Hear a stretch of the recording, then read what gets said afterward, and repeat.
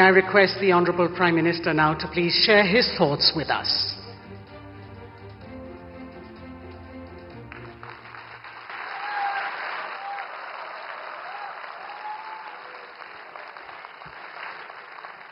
नमस्कार। आप लोग सब थक गए होंगे।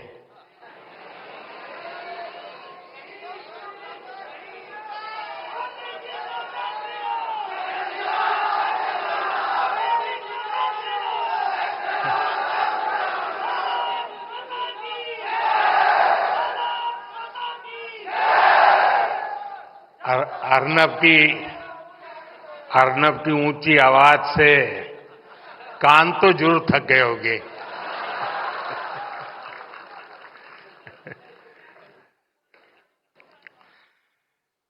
बैठिए अर्नब, अभी चुनाव का मौसम नहीं है।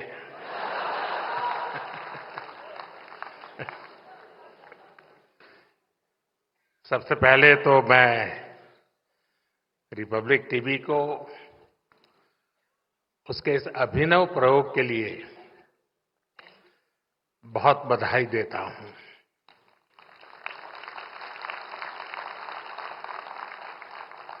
आप लोग युवाओं को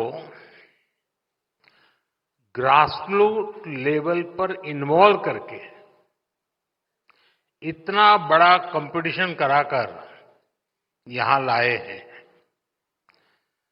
जब देश का युवा नेशनल डिस्कोर्स में इन्वॉल्व होता है तो विचारों में नवीनता आती है। वो पूरे वातावरण में एक नई ऊर्जा भर देता है और यही ऊर्जा इस समय हम यहां महसूस भी कर रहे हैं।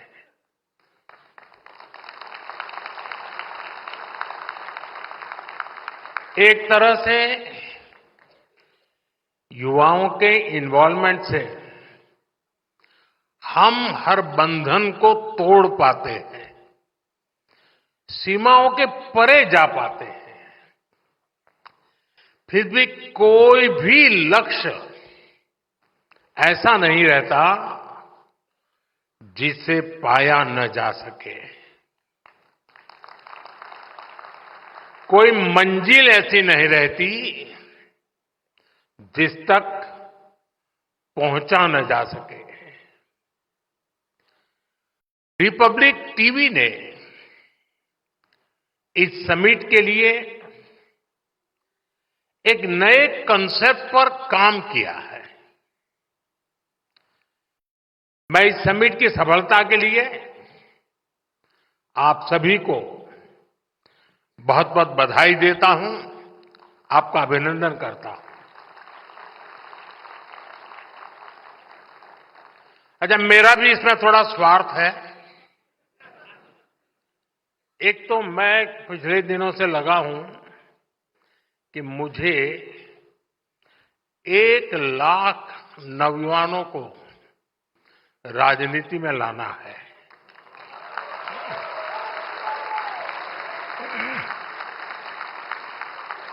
और वो 1 लाख ऐसे जो उनकी फैमिली में फर्स्ट टाइमर हो।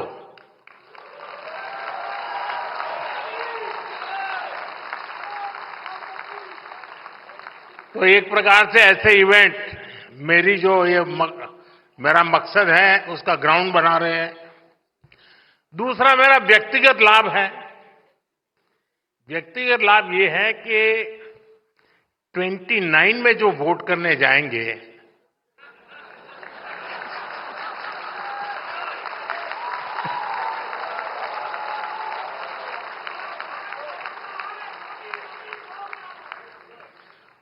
उनको पता ही नहीं है कि 2014 के पहले अखबारों की हेडलाइन क्या हुआ करती थी। उसे पता नहीं है 10-10, 12-12 लाख करोड़ के घोटाले होते थे। उसे पता नहीं है। और वो जब 29 में वोट करने जाएगा तो उसके सामने कंपैरिजन के लिए कुछ नहीं होगा।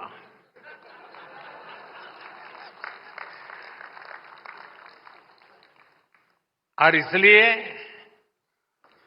मुझे उस कसौटी से पार होना है और मुझे पक्का विश्वास है ये जो ग्राउंड बन रहा है ना, वो उस काम को पक्का कर देगा।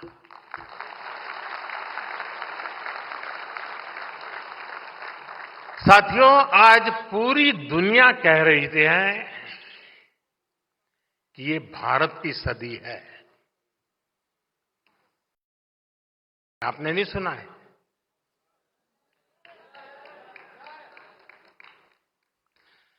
भारत की उपलब्धियों ने, भारत की सफलताओं ने पूरे विश्व में एक नई उम्मीद जगाई है। जिस भारत के बारे में कहा जाता था ये खुद भी डूबेगा और हमें भी ले डूबेगा, वो भारत आज दुनिया की ग्रोथ को ड्राइव कर रहा है।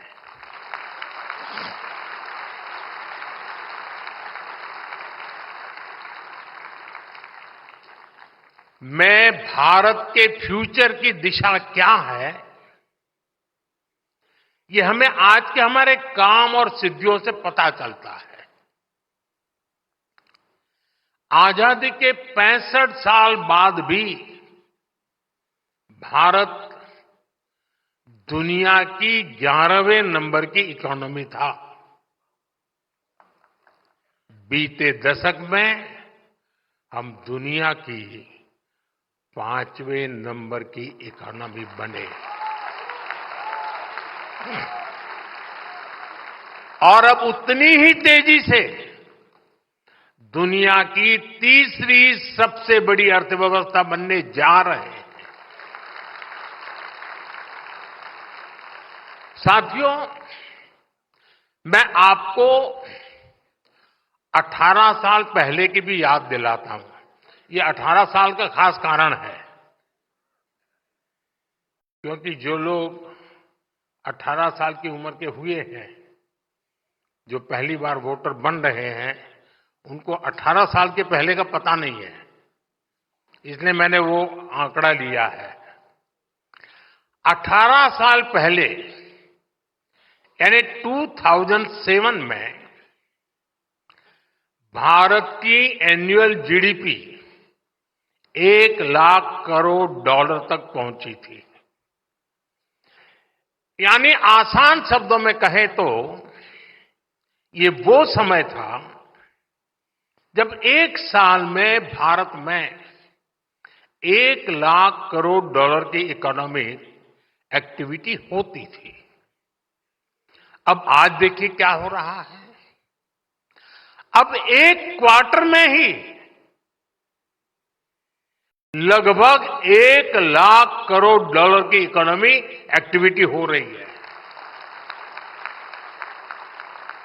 इसका क्या मतलब हुआ? 18 साल पहले के भारत में साल भर में जितनी इकोनॉमिक एक्टिविटी हो रही थी, उतनी अब सिर्फ 3 महीने में होने लगी है। ये दिखाता है कि आज का भारत कितनी तेजी से आगे बढ़ रहा है। मैं आपको कुछ उदाहरण दूंगा जो दिखाते हैं कि बीते एक दशक में कैसे बड़े बदलाव भी आए और नतीजे भी आए। बीते 10 सालों में हम 25 करोड़ लोगों को गरीबी से बाहर निकालने में सफल हुए हैं।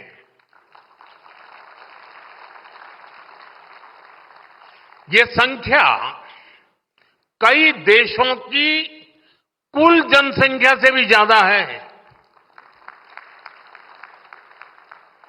आप वो दौर भी याद करिए जब सरकार खुद स्वीकार करती थी, प्रधानमंत्री खुद कहते थे कि 1 रुपया भेजते थे तो 15 पैसा गरीब तक पहुंचता था। वो 85 पैसा कौन पंजा खा जाता था।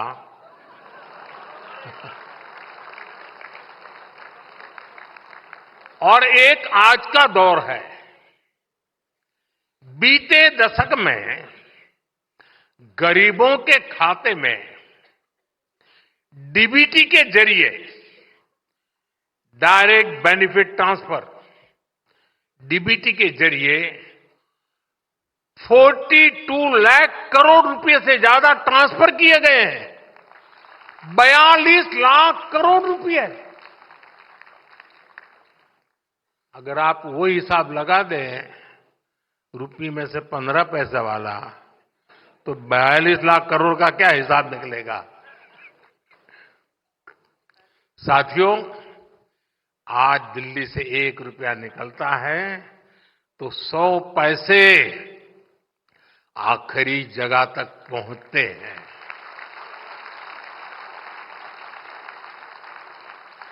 साथियों, 10 साल पहले सोलर एनर्जी के मामले में भारत दुनिया में कहीं गिनती नहीं होती थी, लेकिन आज भारत सोलर एनर्जी कैपेसिटी के मामले में दुनिया के टॉप 5 कंट्रीज में से हैं।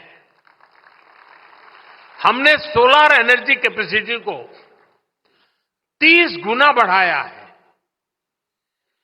सोलर मॉड्यूल मैन्युफैक्चरिंग में भी 30 गुना वृद्धि हुई है।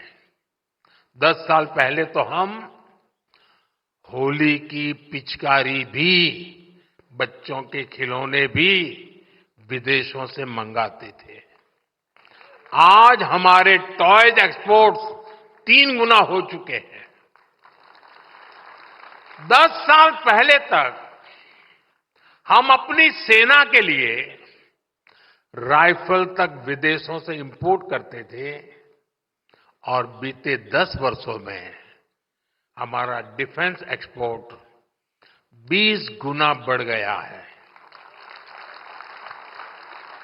साथियों, इन 10 वर्षों में हम दुनिया के दूसरे सबसे बड़े स्टील प्रोड्यूसर हैं, दुनिया के दूसरे सबसे बड़े मोबाइल फोन मैन्युफैक्चरर है और दुनिया का तीसरा सबसे बड़ा स्टार्टअप इकोसिस्टम बने हैं। इन्हीं 10 सालों में हमने इंफ्रास्ट्रक्चर पर अपने कैपिटल एक्सपेंडिचर को 5 गुना बढ़ाया है। देश में एयरपोर्ट की संख्या 2 गुनी हो गई है। इन 10 सालों में ही देश में ऑपरेशनल एम्स की संख्या 3 गुना हो गई है और इन्हीं 10 सालों में मेडिकल कॉलेजों और मेडिकल सीट की संख्या भी करीब करीब 2 गुनी हो गई है। साथियों, आज के भारत का मिजाज कुछ और ही है। आज का भारत बड़ा सोचता है, बड़े टारगेट तय करता है और आज का भारत बड़े नतीजे ला करके दिखाता है। और ये इसलिए हो रहा है क्योंकि देश की सोच बदल गई है। भारत बड़ी एस्पिरेशन के साथ आगे बढ़ रहा है। पहले हमारी सोच ये बन गई थी, चलता है, होता है, अरे चलने दो यार, जो करेगा करेगा, अपन अपना चला लो। पहले सोच कितनी छोटी हो गई थी।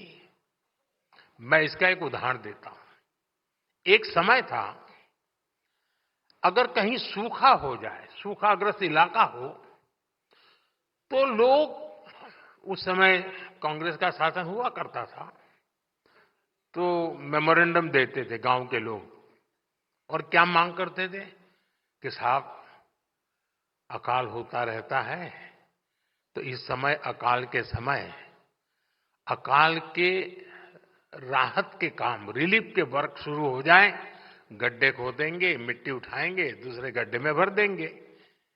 यही मांग किया करते थे लोग। कोई कहता था, क्या मांग करता था कि साहब मेरे इलाके में एक हैंडपंप लगवा दो ना, पानी के लिए हैंडपंप की मांग करते थे। कभी कभी सांसद क्या मांग करते थे, गैस सिलेंडर इसको जरा दिल लीजिए ना। सांसद ये काम करते थे, उनको 25 कूपन मिला करती थी, और उस 25 कूपन को पार्लियामेंट का मेंबर अपने पूरे क्षेत्र में गैस सिलेंडर के लिए ऑब्लाइज करने के लिए उपयोग करता था। एक साल में एक एमपी 25 सिलेंडर, और ये सारा 2014 तक था। एमपी क्या मांग करते थे, साहब ये जो ट्रेन जा रही है ना, मेरे इलाके में एक स्टॉपेज दे देना। स्टॉपेज की मांग हो रही थी। ये सारी बातें मैं 2014 के पहले की कर रहा हूं, बहुत पुरानी नहीं कर रहा हूं। कांग्रेस ने देश के लोगों की एस्पिरेशंस को कुचल दिया था।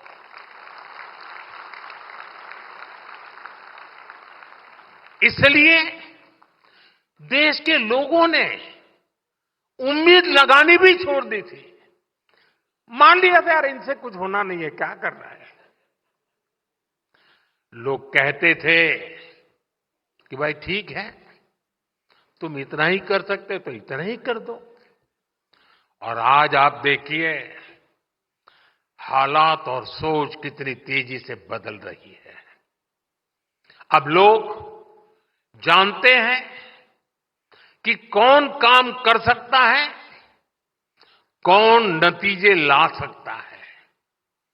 और ये सामान्य नागरिक नहीं, आप सदन के भाषण सुनोगे तो विपक्ष भी यही भाषण करता है, मोदी जी ये क्यों नहीं कर रहे हो। इसका मतलब उनको लगता है कि यही करेगा।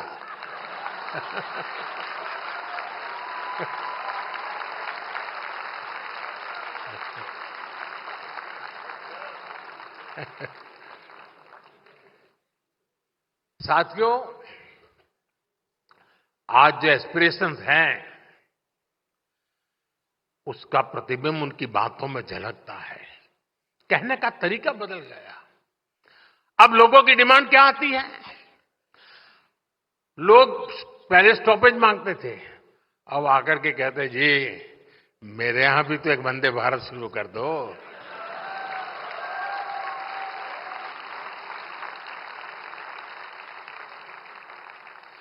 अभी मैं कुछ समय पहले कुवैत गया था, तो मैं वहां लेबर कैंप में, नॉर्मली मैं बाहर जाता हूं तो अपने देशवासी जहां काम करते हैं मैं उनके पास जाने का प्रयास करता हूं। तो मैं वहां लेबर कॉलोनी में गया था, तो हमारे जो श्रमिक भाई बहन हैं जो वहां कुवैत में काम करते हैं, उनसे कोई 10 साल से, कोई 15 साल से वहां काम, मैंने से बात कर रहा था। अब देखिए, एक श्रमिक बिहार के गांव का जो 9 साल से कुवैत में काम कर रहा है, बीच बीच में आता है। मैंने जब उसको बातें कर रहा तो उसने कहा साहब मुझे एक सवाल पूछना है। मैंने कहा पूछिए। उसने कहा साहब मेरे गांव के 5 डिस्ट्रिक्ट हेडक्वार्टर पे इंटरनेशनल एयरपोर्ट बना दीजिए ना। जी मैं इतना प्रसन्न हो गया कि मेरे देश के बिहार के गांव का श्रमिक जो 9 साल से कुवैत में मजदूरी करता है, वो भी सोचता है अब मेरे डिस्ट्रिक्ट में इंटरनेशनल एयरपोर्ट बनेगा। ये है आज भारत के एक सामान्य नागरिक की एस्पिरेशन, जो विकसित भारत के लक्ष्य की ओर पूरे देश को ड्राइव कर रही है। साथियों, किसी भी समाज की, राष्ट्र की ताकत तभी बढ़ती है जब उसके नागरिकों के सामने से बंदिशें हटती हैं, बाधाएं हटती हैं, रुकावटों की दीवारें गिरती है, तभी उस देश के नागरिकों का सामर्थ्य बढ़ता है। आसमान की ऊंचाई भी उनके लिए छोटी पड़ जाती है। इसलिए हम निरंतर उन रुकावटों को हटा रहे हैं जो पहले की सरकारों ने नागरिकों के सामने लगा रखी थी। अब मैं उदाहरण देता हूं स्पेस सेक्टर। स्पेस सेक्टर में पहले सब कुछ इसरो के ही जिम्मे था। इसरो ने निश्चित तौर पर शानदार काम किया, लेकिन स्पेस साइंस और एंटरप्रेन्योरशिप को लेकर देश में जो बाकी सामर्थ्य था उसका उपयोग नहीं हो पा रहा था। सब कुछ इसरो में सिमट गया था। हमने हिम्मत करके स्पेस सेक्टर को युवा इनोवेटर्स के लिए खोल दिया। और जब मैंने निर्णय किया था, किसी अखबार की हेडलाइन नहीं बना था, क्योंकि समझ भी नहीं है।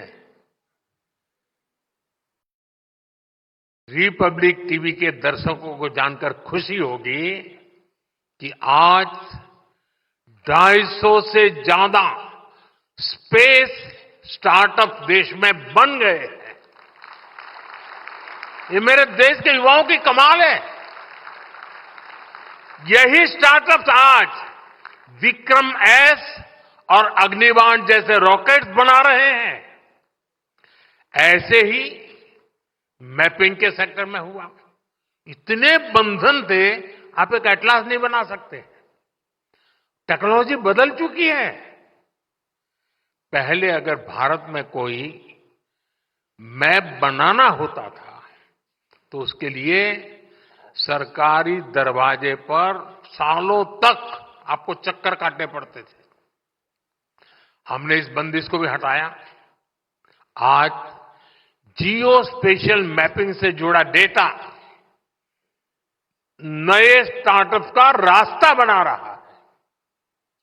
साथियों, न्यूक्लियर एनर्जी से जुड़े सेक्टर को भी पहले सरकारी कंट्रोल में रखा गया था। बंदिशें थी, बंधन थे, दीवारें खड़ी कर दी गई थी। अब इस साल के बजट में सरकार ने इसको भी प्राइवेट सेक्टर के लिए ओपन करने की घोषणा की है। और इससे 2047 तक 100 गीगावाट न्यूक्लियर एनर्जी कैपेसिटी जोड़ने का रास्ता मजबूत हुआ है। साथियों, आप हैरान रह जाएंगे कि हमारे गांवों में 100 लाख करोड़ रुपए, 100 लाख करोड़ रुपीस, उससे भी ज्यादा अनटैप्ड आर्थिक सामर्थ्य पड़ा हुआ है।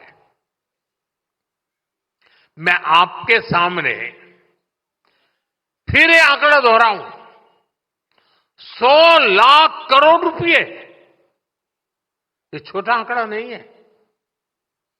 ये आर्थिक सामर्थ्य गांव में जो घर होते हैं उनके रूप में उपस्थित है। मैं आपको और आसान तरीके से समझाता हूं। अब जैसे यहां दिल्ली जैसे शहर में आपके घर 50 लाख के, 1 करोड़, 2 करोड़ के होते हैं। आपकी प्रॉपर्टी की वैल्यू पर आपको बैंक लोन भी मिल जाती है। अगर आपका दिल्ली में घर है तो आप बैंक से करोड़ों रुपए की लोन ले सकते हैं। अब सवाल यह है कि घर दिल्ली में ही थोड़े, गांव में भी तो घर है, वहां भी तो घरों का मालिक है। वहां ऐसा क्यों नहीं होता? गांवों में घरों पर लोन इसलिए नहीं मिलता क्योंकि भारत में गांव के घरों के लीगल डॉक्यूमेंट्स नहीं होते थे, प्रॉपर मैपिंग ही नहीं हो पाई थी। इसलिए गांव की इस ताकत का उचित लाभ देश को, देशवासियों को नहीं मिल पाया। और ये सिर्फ भारत की समस्या है ऐसा नहीं है। दुनिया के बड़े बड़े देशों में लोगों के पास प्रॉपर्टी के राइट्स नहीं है। बड़ी बड़ी अंतर्राष्ट्रीय संस्थाएं कहती हैं कि जो देश अपने यहां लोगों को प्रॉपर्टी राइट देता है वहां की जीडीपी में उछाल आ जाता है। साथियों, भारत में गांव के घरों के प्रॉपर्टी राइट देने के लिए हमने एक स्वामित्व स्कीम शुरू की। इसके लिए हम गांव-गांव में ड्रोन से सर्वे करा रहे हैं, गांव के एक एक घर की मैपिंग करा रहे हैं। आज देश भर में गांव के घरों के प्रॉपर्टी कार्ड लोगों को दिए जा रहे हैं। 2 करोड़ से अधिक प्रॉपर्टी कार्ड सरकार ने बांटे हैं और यह काम लगातार चल रहा है। प्रॉपर्टी कार्ड न होने के कारण पहले गांवों में बहुत सारे विवाद भी होते थे, लोगों को अदालतों के चक्कर लगाने पड़ते थे। ये सब भी अब खत्म हुआ है। इन प्रॉपर्टी कार्ड पर अब गांव के लोगों को बैंकों से लोन मिल रहे हैं। इससे गांव के लोग अपना व्यवसाय शुरू कर रहे हैं, स्वरोजगार कर रहे हैं। अभी मैं एक दिन ये स्वामित्व योजना के तहत वीडियो कॉन्फ्रेंस पर उसके लाभार्थियों से बात कर रहा था। मुझे राजस्थान की एक बहन मिली। उसने कहा कि मेरा प्रॉपर्टी कार्ड मिलने के बाद मैंने 9 लाख रुपए की लोन ली गांव में, और बोले मैंने बिजनेस शुरू किया और मैं आधी लोन वापस कर चुकी हूं और अब मुझे पूरी लोन वापस करने में समय नहीं लगेगा और मुझे अधिक लोन की संभावना बन गई है। कितना कॉन्फिडेंस लेवल है साथियों। ये जितने भी उदाहरण मैंने दिए हैं, इनका सबसे बड़ा बेनिफिशियरी मेरे देश का नौजवान है। वो यूथ जो विकसित भारत का सबसे बड़ा स्टेक होल्डर है, जो यूथ आज के भारत का एक्स फैक्टर है। इस एक्स का अर्थ है एक्सपेरिमेंटेशन, एक्सेलेंस और एक्सपांशन। एक्सपेरिमेंटेशन यानी हमारे युवाओं ने पुराने तौर तरीकों से आगे बढ़कर नए रास्ते बनाए हैं। एक्सेलेंस यानी नौजवानों ने ग्लोबल बेंचमार्क सेट किए हैं। और एक्सपांशन यानी इनोवेशन को हमारे युवाओं ने 140 करोड़ देशवासियों के लिए स्केल अप किया है। हमारा यूथ देश की बड़ी समस्याओं का समाधान दे सकता है, लेकिन इस सामर्थ्य का सदुपयोग भी पहले नहीं किया गया। हैकाथॉन के जरिए युवा देश की समस्याओं का समाधान भी दे सकते हैं। इसको लेकर पहले सरकारों ने सोचा तक नहीं। आज हम हर वर्ष स्मार्ट इंडिया हैकाथॉन आयोजित करते हैं। अभी तक 10 लाख युवा इसका हिस्सा बन चुके हैं। सरकार की अनेक मिनिस्ट्रीज और डिपार्टमेंट ने गवर्नेंस से जुड़े कई प्रॉब्लम और उनके सामने रखे, समस्याएं बताई कि बताइए भाई आप खोजिए क्या क्या सॉल्यूशन हो सकता है। हैकाथॉन में हमारे युवाओं ने लगभग 2500 सॉल्यूशन डेवलप करके देश को दिए हैं। मुझे खुशी है कि आपने भी हैकाथॉन के इस कल्चर को आगे बढ़ाया है और जिन नौजवानों ने विजय प्राप्त की है, मैं उन नौजवानों को बधाई देता हूं और मुझे खुशी है कि मुझे उन नौजवानों से मिलने का मौका मिला। साथियों, बीते 10 वर्षों में देश ने एक न्यू एज गवर्नेंस को फील किया है। बीते दशक में हमने इम्पैक्टलेस एडमिनिस्ट्रेशन को इम्पैक्टफुल गवर्नेंस में बदला है। आप जब फील्ड में जाते हैं तो अक्सर लोग कहते हैं कि हमें फला सरकारी स्कीम का बेनिफिट पहली बार मिला। ऐसा नहीं है कि वो सरकारी स्कीम पहले नहीं थी, स्कीम्स पहले भी थी, लेकिन इस लेवल की लास्ट माइल डिलीवरी पहली बार सुनिश्चित हो रही है। आप अक्सर पीएम आवास स्कीम के बेनिफिशियरीज के इंटरव्यू चलाते हैं। पहले कागज पर गरीबों के मकान सैंक्शन होते थे, आज हम जमीन पर गरीबों के घर बनाते हैं। पहले मकान बनाने की पूरी प्रक्रिया गवर्नमेंट ड्रिवन होती थी। कैसा मकान बनेगा, कौन सा सामान लगेगा, ये सरकार ही तय करती थी। हमने इसको ओनर ड्रिवन बनाया। सरकार लाभार्थी के अकाउंट में पैसा डालती है, बाकी कैसा घर बनेगा ये लाभार्थी खुद डिसाइड करता है। और घर के डिजाइन के लिए भी हमने देश भर में कंपटीशन किया, घरों के मॉडल सामने रखे, डिजाइन के लिए भी लोगों को जोड़ा, जनभागीदार से चीजें तय की। इससे घरों की क्वालिटी भी अच्छी हुई है और घर तेज गति से कंप्लीट भी होने लगे हैं। पहले ईंट पत्थर जोड़कर आधे अधूरे मकान बनाकर दिए जाते थे, हमने गरीब को उसके सपनों का घर बनाकर दिया है। इन घरों में नल से जल आता है, उज्ज्वला योजना का गैस कनेक्शन होता है, सौभाग्य योजना का बिजली कनेक्शन होता है। हमने सिर्फ 4 दीवारें खड़ी नहीं की हैं, हमने उन घरों में जिंदगी खड़ी की है। साथियों, किसी भी देश के विकास के लिए बहुत जरूरी पक्ष है उस देश की सुरक्षा, नेशनल सिक्योरिटी। बीते दशक में हमने सिक्योरिटी पर भी बहुत अधिक काम किया है। आप याद करिए, पहले टीवी पर अक्सर सीरियल बम ब्लास्ट की ब्रेकिंग न्यूज चला करती थी, स्लीपर सेल्स के नेटवर्क पर स्पेशल प्रोग्राम हुआ करते थे। आज ये सब टीवी स्क्रीन और भारत की जमीन दोनों जगह से गायब हो चुका है। वरना पहले आप ट्रेन में जाते थे, हवाई अड्डे पर जाते थे, लावारिस कोई बैग पड़ी है तो छूना मत, ऐसी सूचनाएं आती थी। आज वो जो 18-20 साल के नौजवान हैं, उन्होंने वो सूचना सुनी ही नहीं होगी। आज देश में नक्सलवाद भी अंतिम सांसें गिन रहा है। पहले जहां 100 से अधिक जिले नक्सलवाद की चपेट में थे, आज ये 2 दर्जन से भी कम जिलों में ही सीमित रह गया है। ये तभी संभव हुआ जब हमने नेशन फर्स्ट की भावना से काम किया। हमने इन क्षेत्रों में गवर्नेंस को ग्रासरूट लेवल तक पहुंचाया।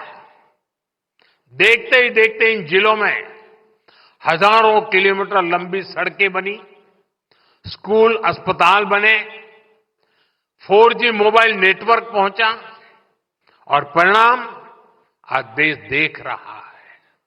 साथियों, सरकार के निर्णायक फैसलों से आज नक्सलवाद जंगल से तो साफ हो रहा है, लेकिन अब वो अर्बन सेंटर्स में पैर पसार रहा है। अर्बन नक्सलियों ने अपना जाल इतनी तेजी से फैलाया है कि जो राजनीतिक दल अर्बन नक्सल के विरोधी थे, जिनकी विचारधारा कभी गांधी जी से प्रेरित थी, जो भारत की जड़ों से जुड़ी थी, ऐसे राजनीतिक दलों में आज अर्बन नक्सल पैठ जमा चुके हैं।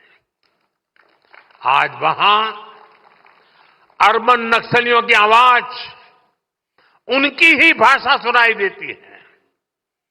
इसी से हम समझ सकते हैं कि इनकी जड़ें कितनी गहरी हैं। हमें याद रखना है कि अर्बन नक्सली भारत के विकास और हमारी विरासत, इन दोनों के घोर विरोधी हैं। वैसे अर्नब ने भी अर्बन नक्सलियों को एक्सपोज करने का जिम्मा उठाया हुआ है। विकसित भारत के लिए विकास भी जरूरी है और विरासत को मजबूत करना भी आवश्यक है, और इसलिए हमें अर्बन नक्सलियों से सावधान रहना है। साथियों, आज का भारत हर चुनौती से टकराते हुए नई ऊंचाइयों को छू रहा है। मुझे भरोसा है कि रिपब्लिक टीवी नेटवर्क के आप सभी लोग हमेशा नेशन फर्स्ट के भाव से पत्रकारिता को नया आयाम देते रहेंगे। आप विकसित भारत के एस्पिरेशन को अपनी पत्रकारिता से कैटलिस्ट करते रहे।